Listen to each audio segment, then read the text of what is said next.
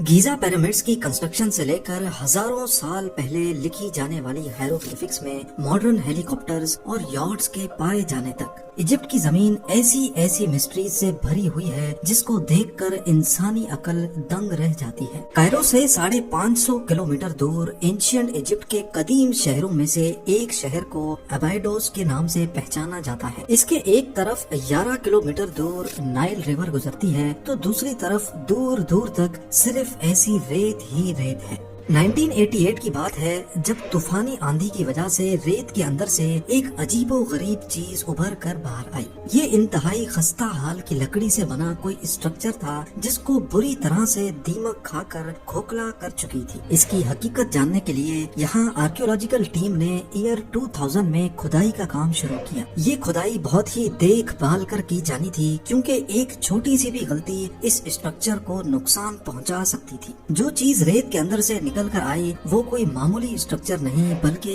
एक 70 फुट लंबी बोट थी। रेगिस्तान के बीचों बीच इस अकेली बोट का भला क्या काम था? मामला अभी यहाँ खत्म नहीं हुआ था। इस गुत्थी को सुलझाने की खोज अभी चल ही रही थी कि मालूम पड़ा कि यहाँ एक नहीं दो नहीं बल्कि ऐसी टोटल 14 बोट्स थी जिनको एक दूसरे के साथ साथ लाइन से रेगिस्तान में दफन किया। इन खस्ता हाल बोट्स को पूरी तरह रेत से निकाल नहीं पाए थे क्योंकि उनको खदशा था कि अगर ऐसा किया तो ये बोट्स टूट जाएंगी और एक बहुत बड़ी मिस्ट्री अधूरी ही रह जाएगी। सिर्फ वो लकड़ी के चंद सैंपल्स की मदद से ये मालूम करने में कामयाब हुए कि बोट्स 5000 साल पुरानी है, यानी गीजा पिरामिड से भी 500 साल पुरानी। पर ये अकेला जवाब इस मिस्ट्री को सुलझाने के लिए काफी नहीं था। कुछ अरसे के बाद लेटेस्ट सोनार स्कैनिंग टेक्नोलॉजी की मदद से अब आर्कियोलॉजिस्ट इस काबिल हो चुके थे कि वो इस पूरे एरिया को बगैर हाथ लगाए उसका एक 3D मॉडल बना सके। स्कैनिंग के बाद जो 3D मॉडल बनाया गया वो कुछ इस तरह दिखता है।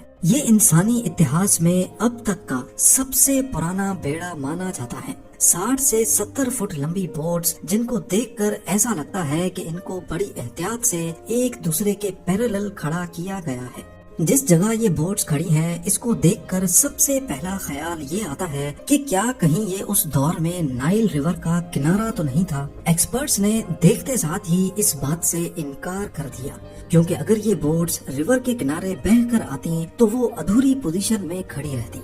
ये तो एक दूसरे के मुकाबले में बिल्कुल सीधी खड़ी हैं, जिसका मतलब है कि इनको यहाँ लाकर खड़ा किया गया है। इसके अलावा आर्कियोलॉजिस्ट ने आसपास के लैंडस्केप का भी अच्छी तरह मुआयना किया पर कहीं से भी ये जाहिर नहीं हुआ कि नाइल रिवर यहाँ से कभी गुजरा करती थी। तो फिर आखिर ये बोट्स किसकी थी? और अगर ये रिवर में बहकर यहाँ तक नहीं आई तो फिर इनको रेगिस्तान तक क्यों लाया गया था? एक इशारा उस वक्त मिला जब बोट्स के ढांचों को 3D ग्राफिक्स की मदद से दोबारा रिकंस्ट्रक्ट किया गया। ये कोई मामूली बोट्स नहीं बल्कि रोइंग वेसल्स थी जिनको 30 लोग मिलकर चप्पू की मदद से चलाया करते थे, जैसा कि आजकल की राफ्ट बोट्स होती हैं। इनके डिजाइन पर गौर किया जाए तो लकड़ी के तख्तों को रस्सियों से जोड़ जोड़ कर बड़ी महारत से बनाया गया था। आर्कियोलॉजिस्ट का कहना है कि ये उस दौर में बनने वाली बोट से काफी अलग और एडवांस्ड दिखती हैं। इसमें लकड़ी के तख्तों को अंदर से एक खास एंगल में काट कर लगाया गया है और बज़ाहिर ऐसा लगता है कि इनको सिर्फ खूबसूरती देने के लिए ऐसे बनाया गया था। एंशियंट इजिप्ट में सिर्फ एक शख्स इस तरह की बोट्स रख सकता था और वो था एंशियंट इजिप्शियन किंग यानी फेरो। सिर्फ किंग के पास ही इतनी ताकत थी कि वो उस दौर की state of the art boats को ऐसे ही रेगिस्तान में कचरे की तरह छोड़ दे। पर सवाल है कि इनको रेगिस्तान में रखा क्यों गया था? अबाइडोस बोट्स की मिस्ट्री को सुलझाने के लिए इजिप्टोलॉजिस्ट ने आसपास के एरिया की छानबीन शुरू कर दी। जिस जगह पर ये बेड़ा दफन हो रखा है इसके पास ही एक बहुत बड़ा मिट्टी की ईंटों का तबाहशुदा स्ट्रक्चर मौजूद है। एक्सपर्ट्स का मानना है कि ये इतना बड़ा स्ट्रक्चर एंशियंट इजिप्शियन की इबादत गाह लगता है जहाँ वो अपने खुदा यानी अपने फेरो को पूजते थे। यहाँ अक्सर इवेंट्स भी हुआ करते थे क्योंकि यहाँ से ऐसे मिट्टी के बर्तन भी मिले हैं जिसमें कभी खाना और शराब डला करती थी। इन बर्तनों की कार्बन डेटिंग भी यही इशारा दे रही थी कि इनको उसी दौर में बनाया गया था जिस दौर में इन 14 बोट्स को बनाया गया था। अब इजिप्टोलॉजिस्ट को पक्का यकीन हो गया कि 14 बोट्स का इस स्ट्रक्चर के साथ जरूर कोई कनेक्शन है। करीब से जब इन बोट्स का दोबारा کا معائنہ کیا گیا تو ایک ایسا اشارہ ملا جو اس ڈسکوری کے لیے ایک بہت بڑا بریک تھرو ہونے والا تھا۔ بورڈز کے گرد بھی مٹی سے بنی اینٹیں لگی ہوئی پائی گئی۔ اینٹوں کی دیوار ٹھیک بورڈ کی کرو کے حساب سے بنی ہوئی تھی کہ جیسے ان کو خاص بورڈز کے لیے بنایا گیا ہو۔ یہ دیوار صرف بورڈز کی سائیڈوں پر ہی نہیں بلکہ ان کے نیچے بھی ایسی ہی اینٹیں لگی ہوئی تھی۔ اب جب 3 سائیڈوں پر اینٹیں لگی ہیں تو ضرور بورڈز کے اوپر بھی اینٹیں لگائی گئی ہوں گی جو اب وقت کے ساتھ گر کر ملیا میٹ ہو چکی ہیں۔ 3D گرافکس کی مدد سے جب بورڈز کے اوپر والے حصے پر بھی اینٹیں لگائی گئی تو وہ کچھ اس طرح کا منظر پیش کرنے لگی۔ یہ کچھ اور نہیں بلکہ بورڈز کے یعنی کشتیوں کے تابوت تھے۔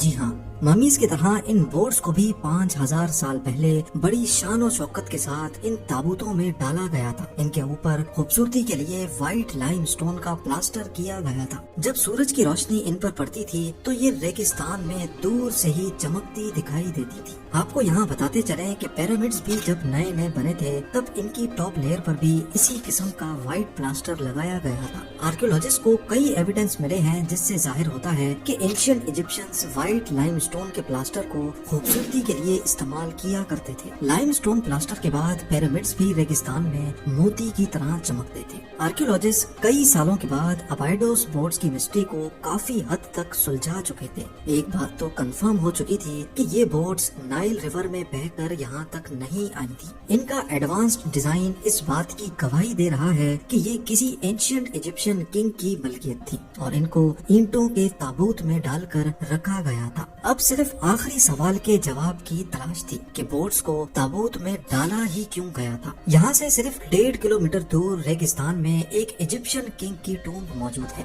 یعنی جہاں ان کو مرنے کے بعد رکھا جاتا ہے۔ حیرت کی بات یہ ہے کہ یہ ٹومب بھی اسی دور میں بنائی گئی تھی جس دور میں بورڈز اور عبادت گاہ کے اندر موجود برتن بنائے گئے تھے۔ اس ٹومب میں نہ صرف فیرو کی ممی کو رکھا گیا تھا بلکہ اس کے ساتھ جو یہ چھوٹے چھوٹے باکسز آپ دیکھ رہے ہیں ان میں فیرو کے قریبی ساتھیوں کو دفن کیا گیا تھا، وہ بھی سیم اسی دن جس دن کنگ کی موت ہوئی تھی۔ جی ہاں، کنگ کے آنر میں اس کے جتنے بھی قریبی ساتھی تھے انہوں نے بھی اپنی جان دے کر اپنے فیرو اپنے خدا کے ساتھ ہی اس دنیا سے جانے کا فیصلہ کیا تھا۔ ان کا یہ یقین تھا کہ مرنے کے بعد والے سفر کو آسان بنانے کے لیے کنگ کے ساتھ اس کی ساری دولت، اس کا سامان اور حتیٰ کہ اس کے نوکروں کو بھی اس کے ساتھ ہی دفن کیا جائے۔ بورڈز کو بھی اسی کنگ کی آفٹر لائف کو آسان بنانے کے لیے اتنی شان و شوکت کے ساتھ تابوتوں کے اندر رکھا گیا تھا۔ یہ ایک ایسی رسم ہے جس کو بعد والے ایجپشن فیروز کی ٹومز میں بھی نوٹس کیا جا چکا ہے۔